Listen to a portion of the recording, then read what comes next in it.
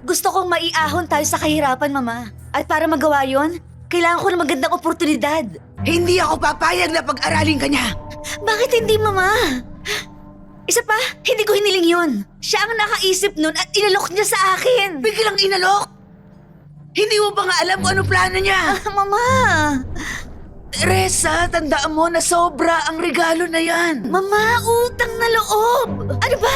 Kailangan ko pumasok sa eskwelahan na yun! Tama na, Teresa! Huwag ka na makipagtalo! Kung gusto mo ituloy yung pag-aaral mo doon ka sa public school! Mariano, laki daw ba kung nasaan si Teresa? Oo, kakarikulang niya sa may kanto. Diyos ko po!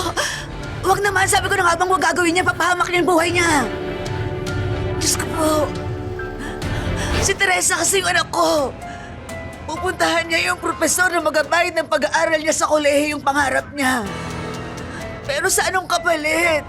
Ay, Diyos ko po, anong kapalit?